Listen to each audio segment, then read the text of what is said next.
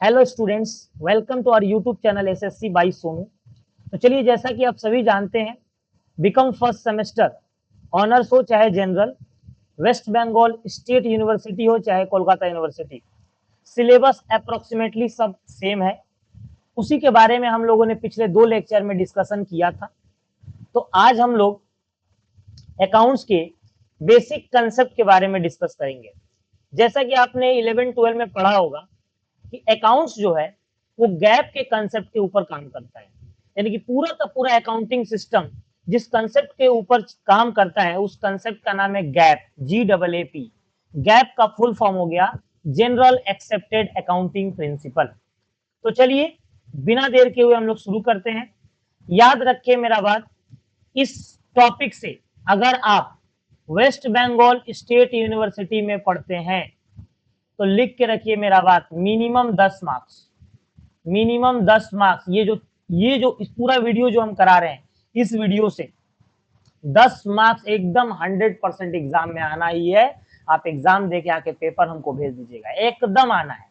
और अगर आप सीयू में पढ़ते हैं, सीयू में, तो अरे नहीं 10 तो कम से कम 5 मार्क्स तो पक्का, एकदम 5 मार्क्स तो पक्का एकदम, ठीक है। खैर 5 मार्क्स भी 5 मार्क्स होता है, बहुत होता है। तो कहीं ना कहीं दोनों यूनिवर्सिटी के लिए इंपॉर्टेंट है, बीयू के लिए 10 मार्क्स में और सीयू के लिए 5 मार्क्स में। तो चलिए शुरू करते हैं हम लोग ये टॉपिक, बेसिक अकाउंटिंग कंसेप्ट, जो कि गैप के ऊपर बेस्ड है। तो gap and basic accounting concept के बारे में बात करते हैं। देखिए, सबसे पहले हम लोग को जान लेना होगा गैप का फुल फॉर्म क्या है। तो general accepted accounting principle, gap का पूरा नाम है जनरल एक्सेप्टेड अकाउंटिंग प्रिंसिपल।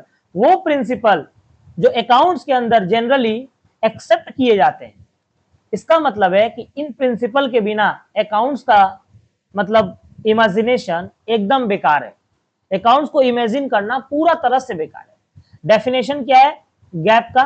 तो gap are the basic, basic यहां पे रूल होगा, ठीक है दोस्तों, basic rule. Gap are the basic rule that define the parameters and constant within which accounting operate। Gap वो रूल है जो डिफाइन करता है पैरामीटर्स। पैरामीटर्स का मतलब होता है दायरा, किसी भी चीज का दायरा, एरिया। यानी कि गैप जो है ना, अकाउंट्स के एरिया को क्या करता है, बताता है कि अकाउंट्स इतना एरिया में ही काम करेगा, मतलब इस दायरे के बाहर अकाउंट्स नहीं जाएगा। अकाउंट्स का हर एक रूल, हर एक प्रिंसिपल गैप के पैरामीटर्स के अंदर होता है। तो gap are the basic rule that define the parameters and constant. Constant का मतलब होता है मतलब रुकावट, या फिर एक तरह से देखिए तो लिमिटेशन, एक बाउंडेशन।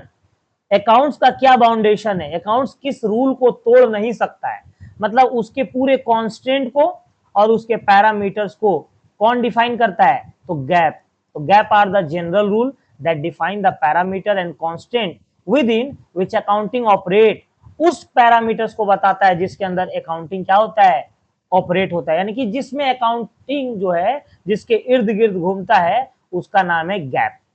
This principle are theory based accounting on the basis of which financial statement are prepared।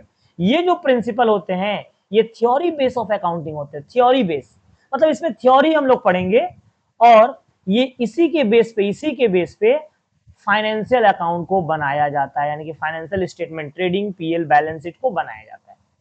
दूसरे शब्दों में देख लीजिए, छोटा सा definition, in other word they are the guideline for preparing financial statement. एकदम एक लाइन में अगर डेफिनेशन लिखना है दोस्तों तो सबसे बेस्ट है in other word gap are the guideline for preparing the financial statement. Gap वो गाइडलाइन है, वो मतलब दिशा निर्देश है, वो rules, regulation, terms, condition and provision है जो फाइनेंशियल स्टेटमेंट को बनाने में हेल्प करता है। यानी कुल मिला के अकाउंट्स को बनाने में जो रूल प्रिंसिपल हेल्प करता है उसी को गैप बोला जाता है। तो उम्मीद करते हैं आपको गैप का कंसेप्ट क्लियर हो गया।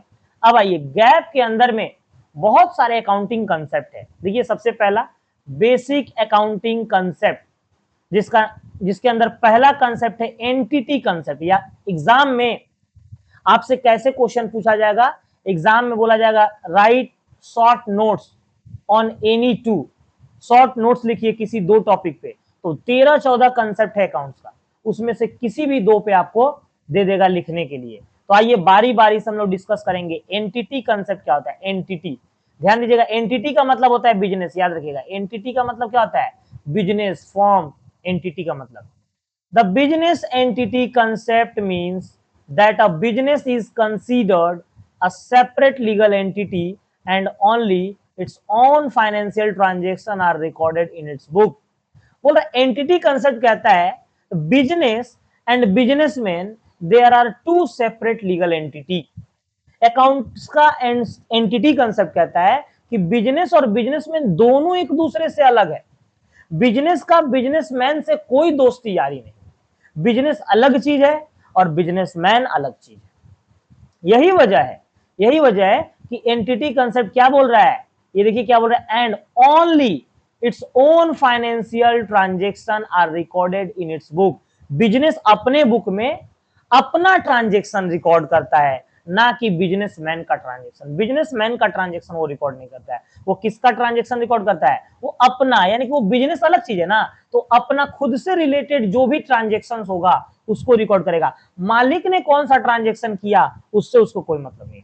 जस्ट मान के चलिए अगर हम बिजनेसमैन हैं और हम मान लीजिए कहीं जाते हैं घूमने के लिए, और मान लीजिए वहां पर हम जाकर अपना पर्सनल बैंक अकाउंट से मान लीजिए 2000 का डिनर कर लेते हैं और पेमेंट कर देते हैं, तो ये बिजनेस का ट्रांजेक्शन नहीं हुआ, ये तो मेरा ट्रांजेक्शन हुआ, बिजनेसमैन का। बिजनेस का ट्रांजेक्शन क्या हुआ, हमने सेल किया, परचेज किया, स्टाफ को सैलरी दिया, ड्रॉइंग कर लिया, ये सब बिजनेस ट्रांजेक्शन है। यही वजह एंटिटी कंसेप्ट है ना, business entity concept. Entity concept कहता है business and businessman there are two separate legal entity. यही वजह है कि business only records its own financial transaction in its book. Example जरूर दीजिएगा तभी पूरा मार्क्स मिलेगा। एग्जाम्पल देखिए क्या बोल रहा है, example, suppose the owner of the business invest 2 lakh. मान के चलिए कि बिजनेस के मालिक ने 2 लाख रुपया क्या किया, बिजनेस में इन्वेस्ट किया, इनटू द बिजनेस। 2 लाख रुपया बिजनेस में इन्वेस्ट किया, तो देखिए इसको कैसे रिकॉर्ड किया जाता है, इसको कैसे रिकॉर्ड किया जाता है, देखिए आप ध्यान से, तो ये थोड़ा सा इसको हम जूम कर दें। हाँ, ये देखिए कैसे रिकॉर्ड किया जाता है, तो आपने तो पढ़ा होगा 11-12 में, the business record this as, business इस बात को कैसे रिकॉर्ड करेगा, इंक्रीज इन कैश 2 लाख। क्या लिखा कि मेरे पास क्या बढ़ गया, कैश 2 लाख। अब बोलेगा क्यों, अब बताइए मालिक ने पैसा दिया, बिजनेस में कैपिटल लगाया, तो कैपिटल कैसा होता है आप हमें बताइए ना। कैपिटल आप देखें कभी, देखें कैसा होता है, हरा पीला नीला कैसा होता है, सर ऐसा तो हम देख भी नहीं किए। तो देखेंगे कहां से, कैपिटल कुछ नहीं होता है, पैसा ही तो कैपिटल है। कैश, कैश में रहता है ना, तो इंक्रीज इन कैश, तो यानी कि कैश बढ़ गया बिजनेस में कितना, 2 लाख से। और साथ ही साथ ओनर्स कैपिटल, ओनर्स कैपिटल क्यों बोला, क्योंकि बिजनेस के लिए एक कर्ज हो गया, बिजनेस के लिए कर्ज हो गया, क्योंकि बिजनेस के मालिक ने दिया है ना, तो बिजनेस के लिए कैपिटल क्या हो जाता है, कर्ज हो जाता है। तो 2 लाख रुपया भी बढ़ा और साथ ही साथ 2 लाख रुपया का क्या बढ़ गया, एक लाइबिलिटी बढ़ गया, इंटरनल लाइबिलिटी है ये। लेकिन लाइबिलिटी बढ़ा तो क्यों क्यों ऐसा हुआ कि मालिक के पैसा को इसने कर्ज बोल दिया, मालिक के पैसे को इसने कर्ज क्यों बोला। आप बताइए, आपसे मेरा अच्छा रिलेशन है, हमने आपको 50,000 रुपया दिया और बोला कि मत दीजिएगा जाइए, इसका मतलब हम आपको अलग नहीं समझ रहे, लेकिन हमने आपको 50 दिया और बोला कि 10 दिन भाई, 10 दिन बाद भाई मेरे को दे देना, तो यहाँ पे इसका मतलब है कि हम आपको हेल्प जरूर कर रहे हैं, लेकिन हम आपको अपने से अलग समझ रहे हैं। तो ठीक उसी तरह से बिजनेस बिजनेसमैन से अलग होता है। यही वजह है कि 2 लाख रुपए जब बिजनेसमैन ने लगाया तो बिजनेस ने क्या लिखा, उसे कर्ज लिख दिया, कैपिटल। तो आप समझ गए होंगे, if the owner page 10,000 of personal rent, अगर ओनर मतलब बिजनेस का मालिक 10,000 रुपया अपना पर्सनल घर का भाड़ा पे करता है फ्रॉम देयर ओन मनी, और अपने अकाउंट से, अपने खुद के अकाउंट से, बिजनेस के अकाउंट से नहीं, खुद के अकाउंट से, it is not recorded in the books of accounts. ये बुक्स ऑफ अकाउंट्स में रिकॉर्ड नहीं होगा, क्योंकि ये मालिक का अपना पर्सनल खर्चा है। तो मालिक तो अलग है ना, मालिक का अपना पर्सनल खर्चा बिजनेस क्यों रिकॉर्ड करेगा, because it is the personal expenditure of owner, क्योंकि ये मालिक का अपना पर्सनल खर्चा है।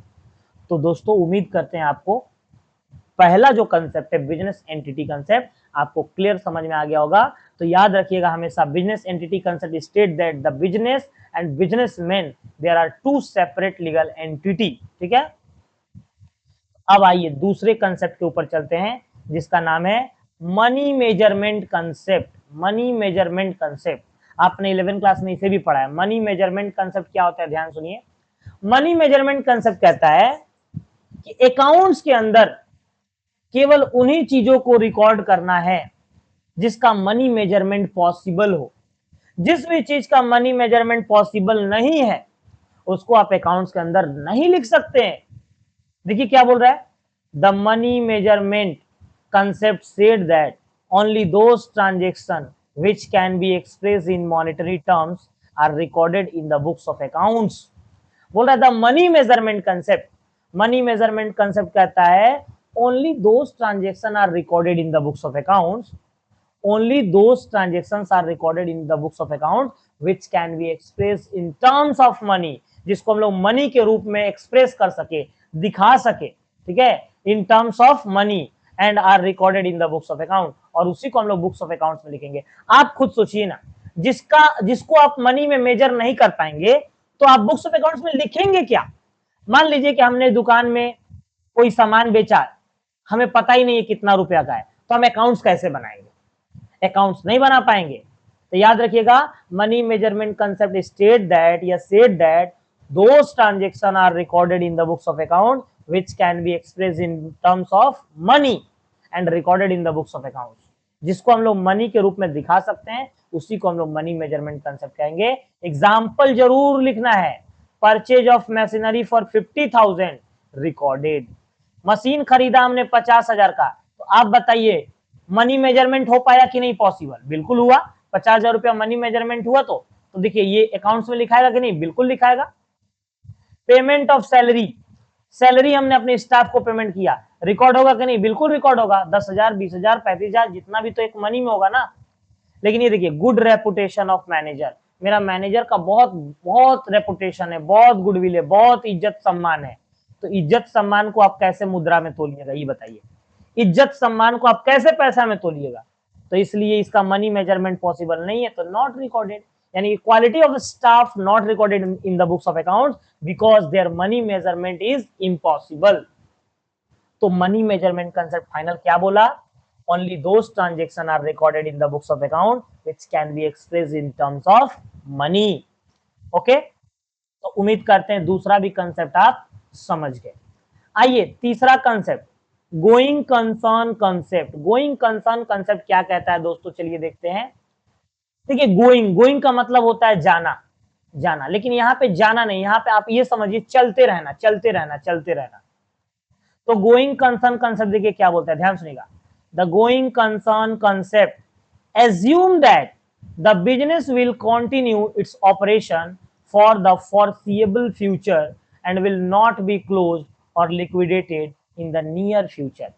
बिजनेस का गोइंग कंसर्न कंसेप्ट कहता है, बिजनेस का गोइंग कंसर्न कंसेप्ट कहता है कि बिजनेस जो है ना इनडेफिनिट पीरियड तक चलता रहे, इनडेफिनिट पीरियड तक चलता रहे।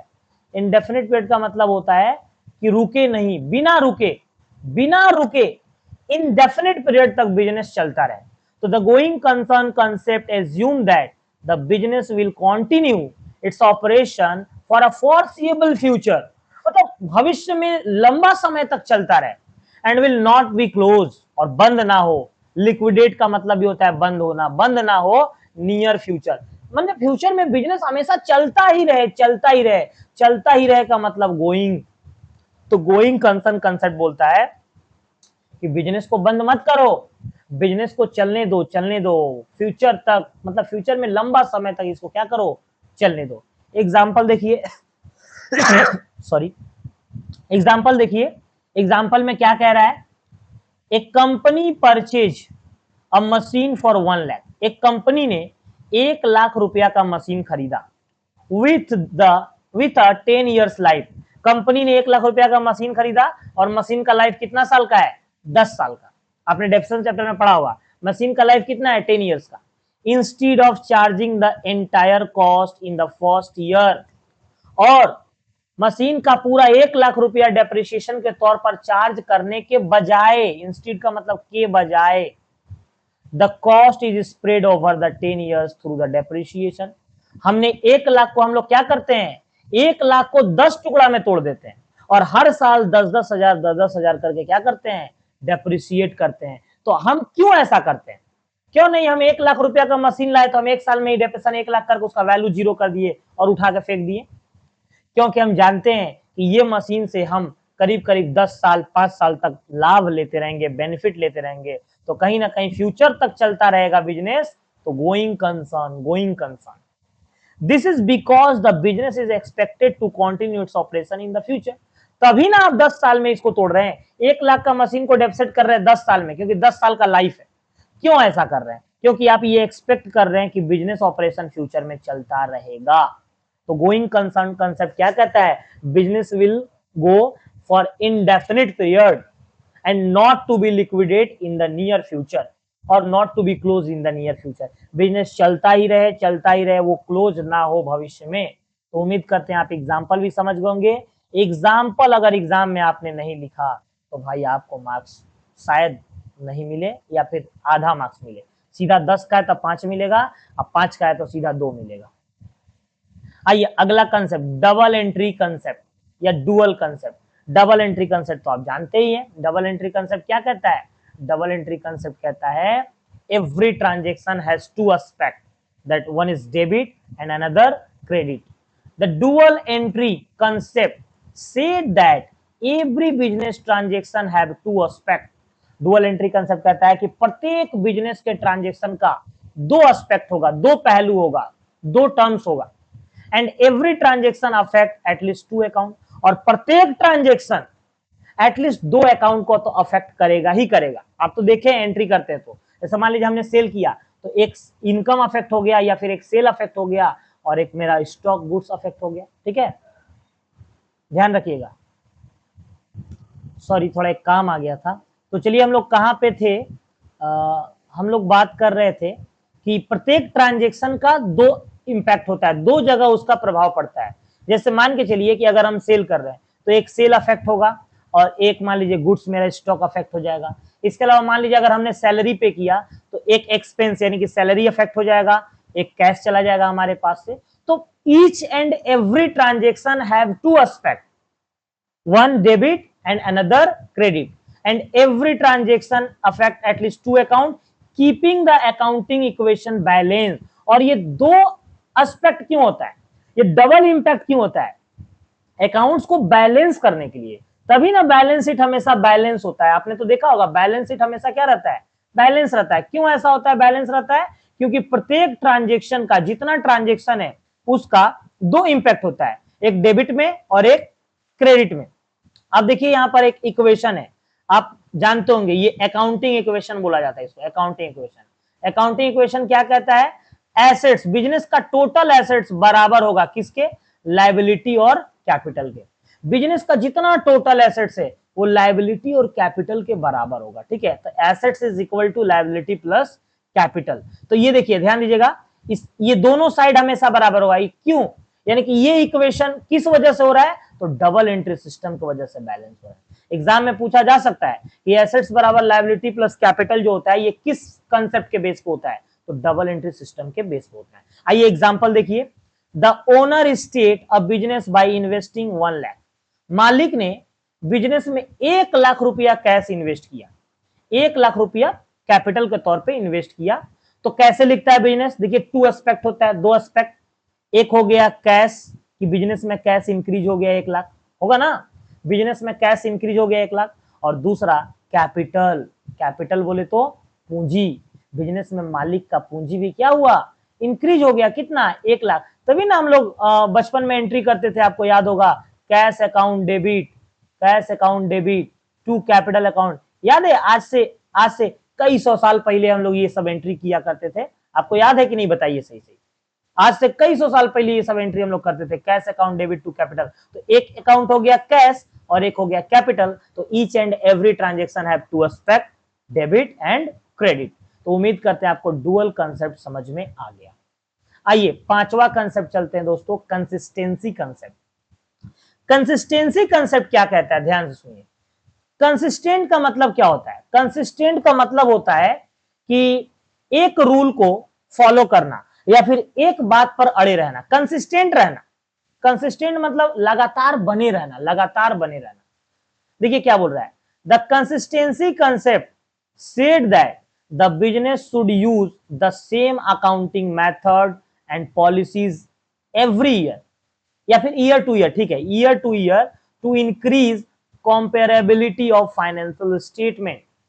बोल रहा है कंसिस्टेंसी कंसेप्ट कहता है कि बिजनेस को हमेशा सेम अकाउंटिंग मेथड को यूज करना चाहिए, सेम अकाउंटिंग पॉलिसी को यूज करना चाहिए year to year, because increase comparability of financial statement. इससे फाइनेंशियल स्टेटमेंट का कॉम्परेबिलिटी जो होता है ना वो इंक्रीज होता है। सपोज आइए हम आपको एग्जांपल लेकर के समझाते हैं। जैसे मान के चलिए आपने 11 में डेप्रिसिएशन पढ़ा होगा, डेप्रिसिएशन, तो आप जानते हैं डेप्रिसिएशन जो होता है ना दो मेथड से होता है तो बहुत सारा मेथड से, एक एसएलएम स्ट्रेट लाइन मेथड और एक होता है डब्ल्यूडीवी।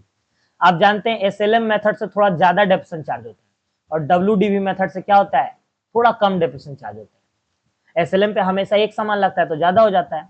तो मान के चलिए कि 2022 में कंपनी ने अपने कंपनी का अकाउंट्स बनाते समय एसएलएम मेथड से डेप्रिसिएशन चार्ज किया था। तो बताइए, तो जो भी प्रॉफिट आया था 1 लाख रुपए आया था, मान लीजिए 1 लाख रुपए प्रॉफिट आया था, 1 लाख रुपए, ठीक है, 1 लाख। और मान लीजिए 2023 में कंपनी ने क्या किया, डब्ल्यूडीवी फॉलो कर लिया, डब्ल्यूडीवी, और तब भी 1 लाख प्रॉफिट आया, 1 लाख। इसका मतलब आपको देखने में भले ही लग रहा है कि 1 लाख दोनों सेम प्रॉफिट है, कंपेयर जब कर रहे हैं दोनों साल का लग रहा है, लेकिन नहीं, मैं बताऊं इस साल ज्यादा प्रॉफिट है। इस साल क्यों ऐसा, इस साल क्योंकि डेप्रिसिएशन जो है ना कम हुआ है। या फिर इस साल मान लीजिए अगर ये एसएलएम चार्ज करता ना तो और कम प्रॉफिट हो जाता, एसएलएम में थोड़ा डेप्रिसिएशन ज्यादा चार्ज हो जाता है क्योंकि रेट ज्यादा रहता है ना। तो कुल मिला के बात ये है, कंसिस्टेंसी कंसेप्ट का कहना है कि अगर कोई बिजनेस एसएलएम को फॉलो कर रहा है तो वो हर साल एसएलएम को ही फॉलो करे, किसी के बहकावे में ना आए, कोई दूसरे के बात ना सुने, वो कंसिस्टेंट रहे, अपने जुबान पे कायम रहे। आपने पढ़ा होगा गुडविल का वैल्यूएशन, आपने पढ़ा होगा एवरेज प्रॉफिट मेथड होता है, एवरेज प्रॉफिट मेथड होता है, इसके अलावा सुपर प्रॉफिट मेथड होता है, इसके अलावा कैपिटलाइजेशन मेथड होता है, ये सब पढ़े हैं आप। तो ये सब मेथड, तो बिजनेस को चाहिए कोई एक मेथड चूज करे और हमेशा उसी को फॉलो करे, कंसिस्टेंट रहे उसी मेथड के ऊपर, ताकि इससे क्या होगा ना, जब सब कुछ एक समान रहेगा ना तो कंपैरिजन बनेगा, तब हम लोग तुलना कर पाएंगे, 2 साल का तुलना कर पाएंगे, 2 कंपनी का तुलना कर पाएंगे। आपने पढ़ा होगा इंट्रा कंपैरिजन, इंटर कंपैरिजन, इन सब का हम लोग जब कंपैरिजन करेंगे तो कोई बहुत अच्छा डिसीजन ले पाएंगे, ठीक है, कि बिजनेस में क्या चल रहा है, कोई इन्वेस्टर्स भी उसको लिए अच्छा डिसीजन ले पाएगा, यानी कि उसको ना फाइनेंशियल स्टेटमेंट को ना इंटरप्रेट कर पाएंगे, समझ पाएंगे। कब, जब हम एक ही रूल पॉलिसी को फॉलो करेंगे। अगर एक ही रूल पॉलिसी को फॉलो नहीं करेंगे ना तो फिर देखिएगा अलग अलग साल में आप कंपेयर करके कोई फायदा नहीं है, आपको कोई फायदा नहीं है, ठीक है। तो आइए कंसिस्टेंसी कंसेप्ट समझ गए। आगे देखिए क्या बोल रहा है, company use the stated, state line, ये स्टेटेड नहीं होगा, स्टेट लाइन, यहां पे ना स्ट्रेट होगा, straight, straight, straight line method to calculate depreciation, it should be continue use to same method every year. जैसे मान लीजिए कि कंपनी ने SLM method, straight line method use किया डेप्रिसिएशन के लिए, तो कंटिन्यू सेम मेथड को यूज करता रहे ईयर टू ईयर, इसी को बोलते हैं कंसिस्टेंसी कंसेप्ट। तो उम्मीद करते हैं आपको कंसिस्टेंसी कंसेप्ट भी क्लियर हो गया। आइए सबसे इंपॉर्टेंट और बहुत वाइटल कंसेप्ट है एक्रूअल। पूरा का पूरा अकाउंट्स काम करता है एक्रूअल कंसेप्ट पे, जिसको ड्यू कंसेप्ट भी बोला जाता है, ड्यू कंसेप्ट, ये एक्रूअल कंसेप्ट। इसके बारे में मैंने आपको पहले पिछले वीडियो में पढ़ाया है। देखिए क्या बोल रहा है, the accrual concept is define, accrual concept is define as revenue and expenses are recorded when they are earned or incurred। accrual concept कहता है कि जैसे ही आपने इनकर्ड किया, एक्सपेंस को इनकर्ड किया, रेवेन्यू को अर्न किया, आप रिकॉर्ड कर लीजिए कि आपका इनकम हो गया। इट डजंट मैटर, ये मैटर नहीं करता है, मनी हैज बीन रिसीव्ड और नॉट, पैसा आपको हाथ में मिला है कि नहीं मिला है, एंड ऑल्सो पेड और नॉट, आपने पैसा का पेमेंट किया है कि नहीं किया है, ये कोई मैटर नहीं करता है। अगर आपने गुड्स को सोल्ड कर दिया, सर्विस को रेंडर कर दिया, it means revenue has been earned. तो इसका मतलब क्या होता है, आइए हम आपको समझा दें कि if goods have been sold and services have been rendered, it means income has been earned. It doesn't matter cash has been received or not. ये मैटर ही नहीं करता है कि हमने पैसा रिसीव किया कि नहीं रिसीव किया। एक्रूवल कंसेप्ट कहता है, एक्रूवल कंसेप्ट का कहना है दोस्तों कि मान के चलिए कि हमने क्या किया, हमने एक स्टाफ, ये देखिए ये क्या बताइए, तो क्या बताइए, पिछले वीडियो में हमने आपको बताया था, ये दुनिया का सबसे कीमती चीज है, समय। समय इससे कीमती चीज नहीं है। मान लीजिए ये 1 जुलाई है, 1 जुलाई, और ये रहा 31 जुलाई। ध्यान सुनिएगा, 31 जुलाई हम मिस्टर ए नाम का एक एम्प्लॉय को अपना कंपनी में नया रखे, बोले कि आपको ना हर महीना 10,000 रुपया सैलरी देंगे। मिस्टर ए ने क्या किया, पूरा जुलाई महीना काम कर दिया। आज 31 जुलाई हो गया, 31 जुलाई, पूरा जुलाई महीना मिस्टर ए ने काम किया, और आज केबिन में आया और बोला कि सर मेरा सैलरी दे दीजिए, 1 महीना हो गया। तो हम उसको बोले आज से 5 दिन के बाद मिलेगा, आज नहीं मिलेगा, 5 दिन के बाद मिलेगा। तो आप बताइए 5 दिन बाद मेरा एक्सपेंस होगा, खर्चा होगा, कि आज हो गया? अकाउंट्स का एक्रूवल कंसेप्ट कहता है कैश आप पेड करें या ना करें, अगर आपने बेनिफिट ले लिया, if benefit already taken, it doesn't matter payment has been made और नॉट, वो क्या हो जाएगा, आपका खर्चा हो जाएगा। खर्चा, मेरा खर्चा 31 को ही मान लिया जाएगा। इसी को बोलते हैं accrual concept, due concept. Due हो गया ना, इनकम ड्यू हो गया, एक्सपेंसेस ड्यू हो गया, तो मान लिया जाएगा कि खर्चा हो गया इनकम। मान लीजिए हमने किसी व्यक्ति को 5,000 का सामान आज बेच दिया, 5,000 का सामान हमने सोल्ड कर दिया, किसी इंसान को बेच दिया, 5,000 का सामान हमने सोल्ड कर दिया, बोला कि 10 दिन बाद ये बोला पैसा देगा, लेकिन मेरा इनकम पता है कब होगा, आज जिस दिन हमने सामान दे दिया मेरा इनकम हो गया। यही कहता है एक्रूवल कंसेप्ट और ड्यू कंसेप्ट। क्लियर? उम्मीद करते हैं आपको क्लियर हो गया होगा। तो देखिए ध्यान से, अब आ जाते हैं हम लोग वापस अपने पीडीएफ पे। ये देखिए क्या कहता है, the accrual concept is defined revenue माने इनकम एंड एक्सपेंस खर्चा are recorded when they are earn. Revenue तब रिकॉर्ड होगा जब वो कमा लिया जाएगा, अर्न, और इनकर्ड माने खर्चा, तब वो खर्चा होगा जब इनकर्ड हो जाएगा, यानी कि पैसा दे या ना दे, इट डजंट मैटर, ये मैटर नहीं करता है आपको पैसा मिला कि नहीं, और चाहे आपने पैसा दिया कि नहीं। पैसा दीजिए चाहे मत दीजिए, अगर आपने किसी से काम करवा लिया तो आपका खर्चा हो गया, और अगर आपने किसी को सामान या सेवा दे दिया आपका इनकम हो गया। क्लियर? इसको थोड़ा हम डिटेल में इसलिए बताएं क्योंकि बहुत वाइटल कंसेप्ट है। आइए एग्जांपल देखिए, एक कंपनी सेल गुड्स वर्थ ₹5,000। एक कंपनी ने 5,000 का गुड्स बेचा, ऑन क्रेडिट, उधार में बेचा, इन जून, किस महीने में बेचा, जून महीने में, and the customer pays in July, और कस्टमर ने पैसा कब दिया, जुलाई में। बात समझिए, कंपनी ने 5,000 का सामान उधार में जून में बेचा, कस्टमर ने पैसा कब दिया, जुलाई में। तो बताइए आप किस महीना का इनकम माना जाएगा, जून का या जुलाई का? जून का माना जाएगा। पैसा मिले चाहे ना मिले, हमने तो सामान दे दिया ना, जून का। देखिए under the accrual concept ₹5,000 revenue recorded in June, 5,000 रुपया जो इनकम माना जाएगा वो जून में माना जाएगा। Clear? A business receive an electricity bill for ₹1,000।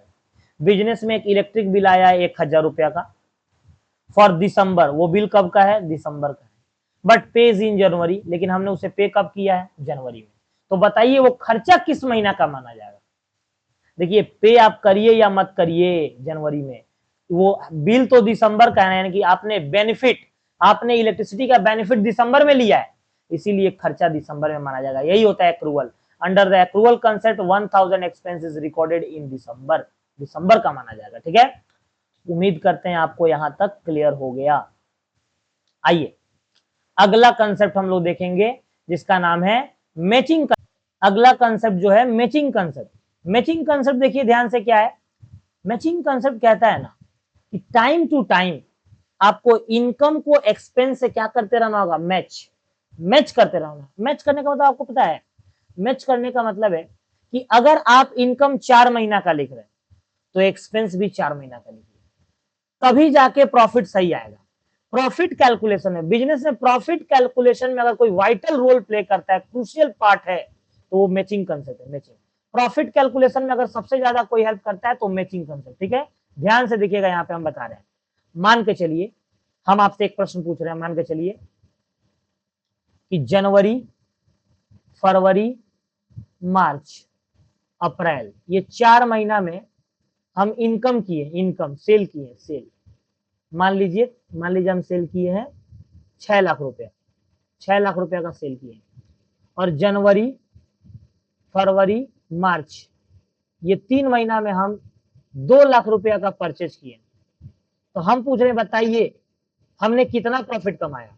और अगर आप जहां 4 लाख बोले, 4 लाख आपने अगर बोला तो ये गलत हो गया, गलत हो गया भाई। जब इनकम 4 महीना का है तो खर्चा भी 4 महीना का होना चाहिए, तभी ना सही प्रॉफिट निकलेगा। ऐसे कैसे सही प्रॉफिट निकलेगा बताइए? 4 महीना का इनकम तो 4 महीना का। वही वजह है कि आपको पता है अकाउंट्स के अंदर 12 महीना का क्या बनता है, साल भर का ट्रेडिंग पीएल बनता है। आप तो बनाए होंगे ट्रेडिंग अकाउंट, ट्रेडिंग, ये कितना दिन का बनता है ट्रेडिंग पीएल, साल भर का। और आपको पता है, जैसे मान लीजिए आप इसमें लिखे हैं 2 वेजेज, मान लीजिए लिखे हैं वेजेज, और मान लीजिए 1 महीना का वेजेज 1000, मान लीजिए इनर कॉलम में आप ऐसे लिख देते हैं, देखिए 10,000, मान लीजिए वेजेज 10,000 दिया गया है। तो आपको याद है 2,000 का वेजेज आउटस्टैंडिंग रहता है, मान लीजिए 10 महीना का वेजेज दिया गया है और 2 महीना का भी दिया नहीं गया है, लेकिन फिर भी याद है आपको यहाँ पे ऐड किया जाता है आउटस्टैंडिंग वेजेज। क्यों यहाँ पे 2,000 ऐड किया जाता है, क्यों, क्या वजह है? जब हम दिए ही नहीं है तो क्यों लिखा जाता है? क्योंकि मैचिंग कंसेप्ट कहता है कि जब ट्रेडिंग पीएल बैलेंस शीट साल भर का बन रहा है तो खर्चा आप पेड कीजिए या नहीं, 12 महीना का लिखिए। और आपको पता है यहाँ सेल भी 12 ही महीना का लिखा जाता है। हर चीज फाइनल अकाउंट में 12 महीना का होता है, चाहे आप पेड करिए या मत करिए। आपको पता होगा, मान लीजिए अगर हम सैलरी दिए, सैलरी मान लीजिए हम 15 महीना का सैलरी दे दिए, 15,000, 3,000 एक्स्ट्रा दे दिए, तो आपको पता है प्रीपेड सैलरी बोल के माइनस कर दिया जाता है। क्यों 3,000 माइनस किया जाता है, क्यों? क्योंकि आपको 12 महीना से ज्यादा का तो लेना ही नहीं है, 12 महीना का ही इनकम रहेगा और 12 महीना का ही एक्सपेंस रहेगा। तो इनकम से एक्सपेंस को मैच करना होगा, इसीलिए उसको बोलते हैं मैचिंग कंसेप्ट। मतलब 12 महीना का ही खर्चा और इनकम सब होगा।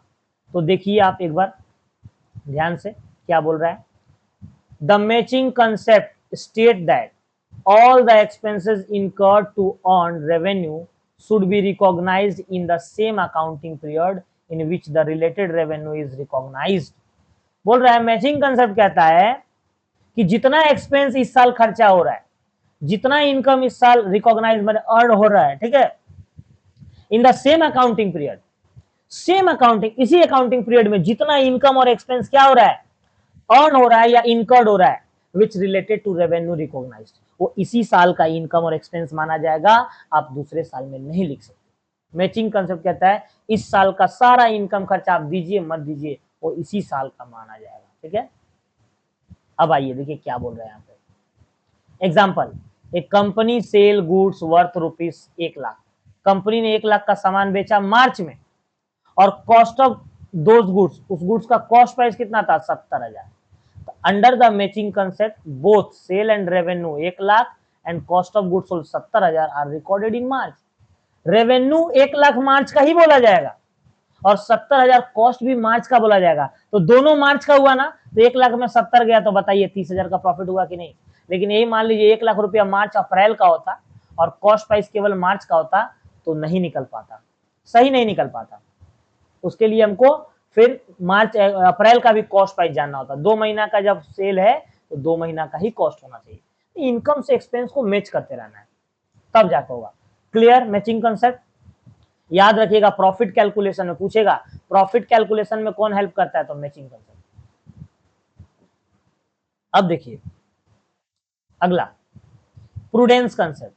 प्रूडेंस कंसेप्ट क्या है? ये एक महान इंसान है, प्रूडेंस उनके नाम पे है प्रूडेंस कंसेप्ट, या कंजर्वेटिज्म कंसेप्ट, कंजर्वेशन हो गया, conservatism, conservatism concept. When there is uncertainty expected losses should be recognized immediately but expected profits should not be recorded until they are actually realized। Prudence concept कहता है कि अगर आपको भविष्य में लग रहा है कि कोई लॉस हो जाएगा तो आप आज ही मान लीजिए कि वो लॉस हो गया। आज ही मान लीजिए कि वो लॉस हो गया। अगर लग रहा है कि भविष्य में कोई लॉस हो जाएगा तो आप आज ही मान लीजिए इस बात को कि लॉस हो गया और रिकॉर्ड कर दीजिए इमीडिएटली, अभी ही बुक्स ऑफ अकाउंट्स में रिकॉर्ड कर दीजिए। और अगर लग रहा है एक्सपेक्टेड प्रॉफिट, आज से कुछ दिन के बाद भविष्य में अगर आपको प्रॉफिट होगा, should not to be record, उसको रिकॉर्ड तब तक मत कीजिए जब तक वो रियलाइज यानी कि हाथ में ना मिल जाए। बड़ा सिंपल सा कंसेप्ट है।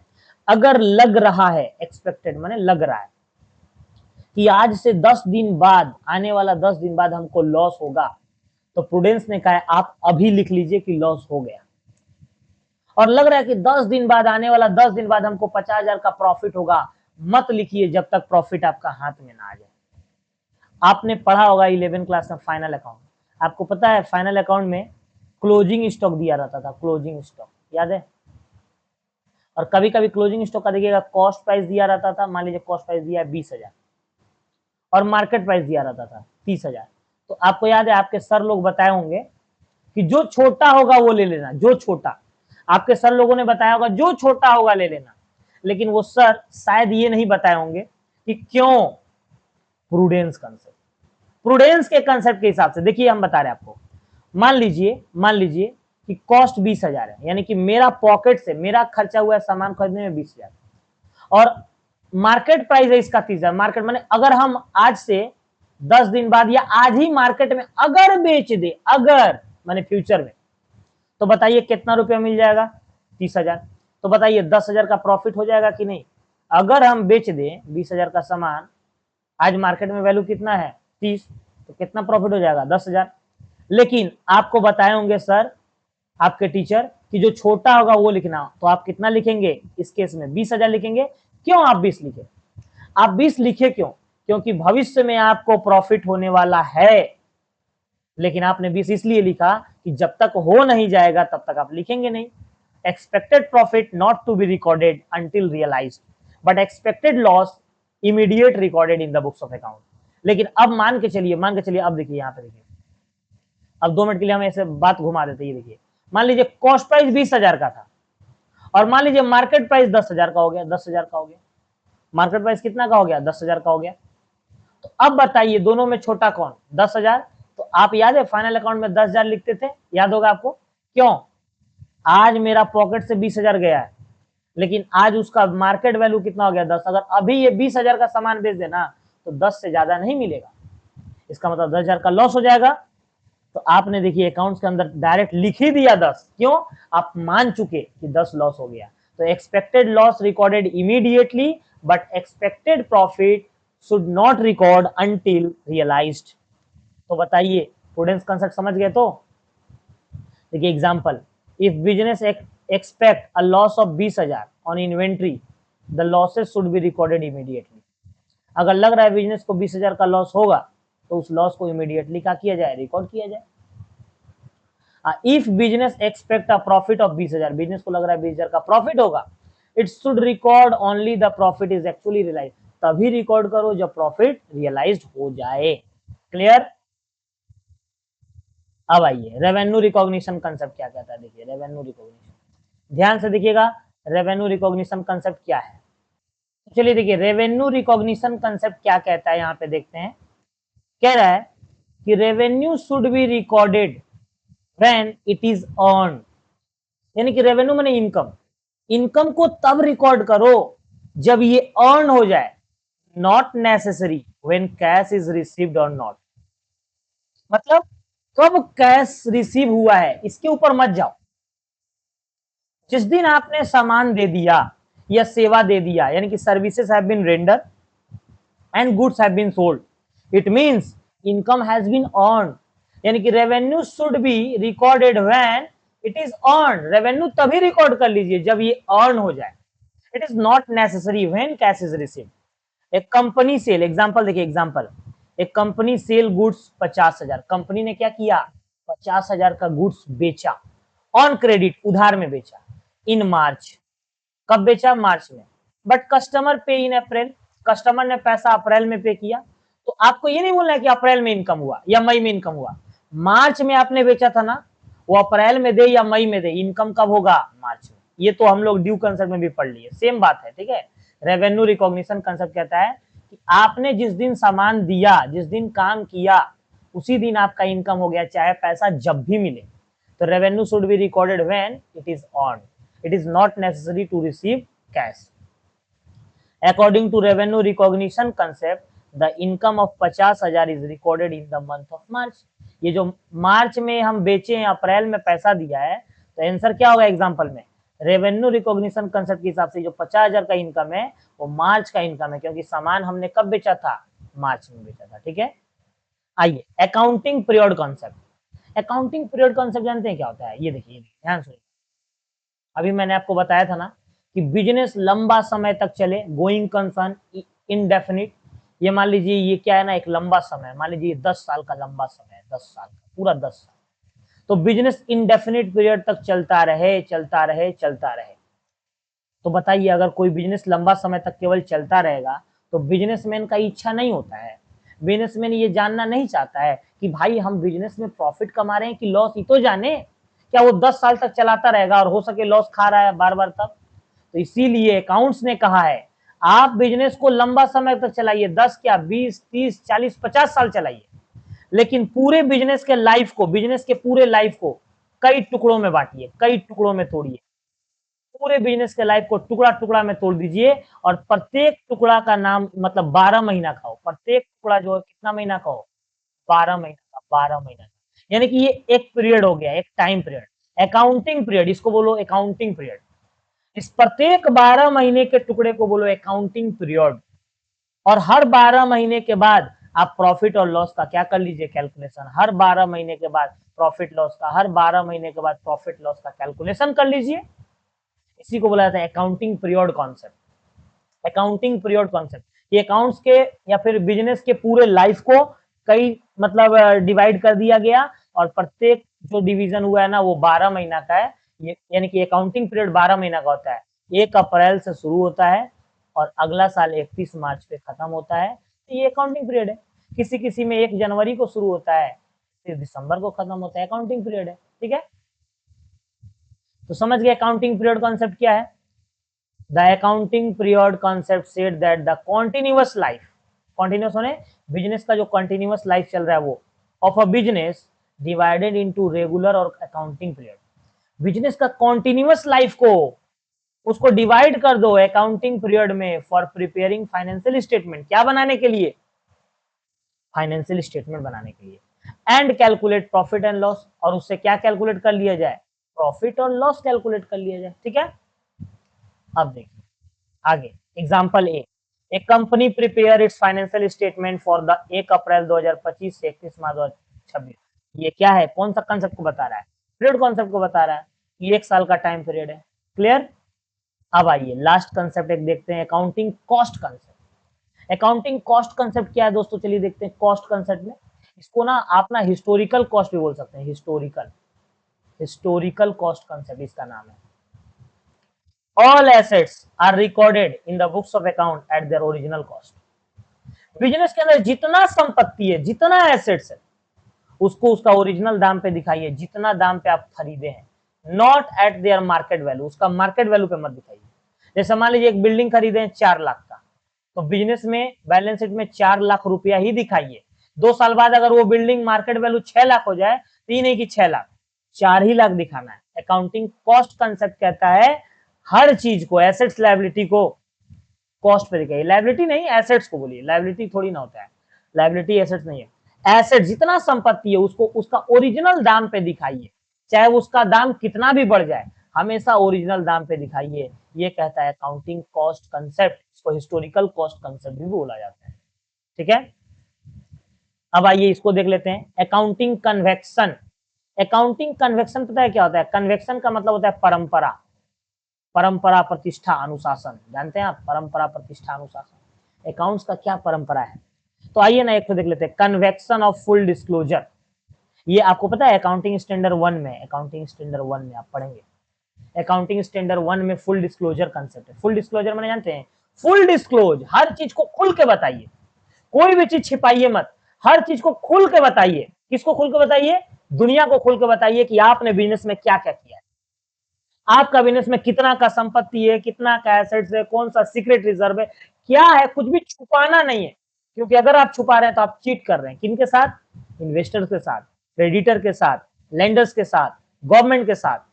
इसीलिए आप बिजनेस के जो वास्तविक हालात है, जो रियल पोजीशन है आपका बिजनेस का, उसको आप सही तरीके से जो है वही दिखाइए। ये नहीं कि बिजनेस का हालत खराब है और आप बहुत अच्छा दिखा दिए, नहीं। या फिर बिजनेस का हालत बहुत अच्छा है, आप खराब दिखा दिए, नहीं। हर चीज को खुल के दिखाइए, हर चीज को।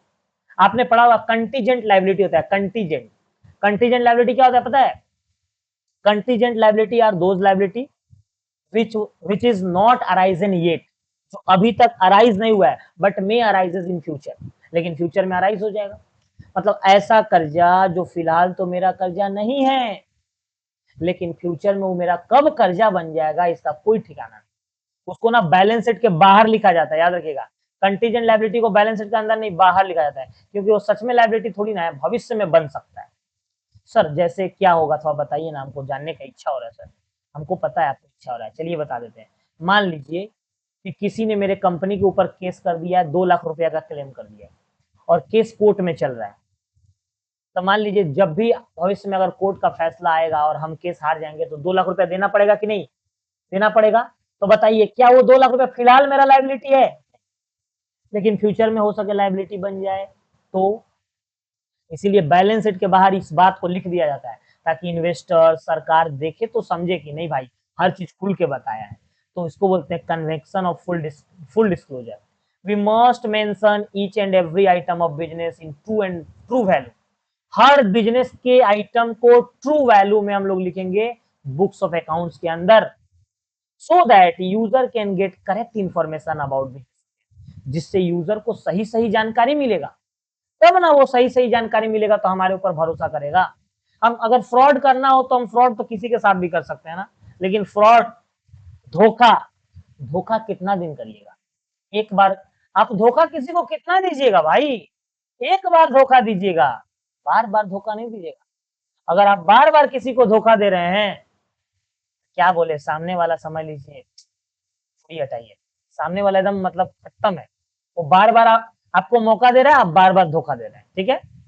तो इसलिए हो गया कंटीजेंट लायबिलिटी, वो जो होता है अकाउंटिंग कन्वेक्शन में कौन सा, फुल डिस्क्लोजर कंसेप्ट में आता है। Convection of materiality. मटेरियलिटी जानते हैं क्या होता है? जो मटेरियल चीज है जिसका इंपैक्ट बिजनेस पे पड़ेगा, जिसको नहीं लिखेंगे तो बहुत प्रॉब्लम हो जाएगा। ऐसा मान लीजिए मेरा बिजनेस है, एक भिखारी को 2 रुपया दे दिए, तो क्या अकाउंट्स में लिखें? नहीं, वो मटेरियल नहीं। मटेरियल मतलब जिसका लार्ज इंपैक्ट है बिजनेस पे। We must record only material item in the books of account. जैसे हमने 1 लाख का सामान बेचा, मटेरियल 1 लाख, बहुत बड़ा बात है उसको, तो मटेरियल आइटम को बुक्स ऑफ अकाउंट्स में रिकॉर्ड किया जाता है। इसको बोलते हैं कन्वेक्शन ऑफ मटेरियल, ठीक है।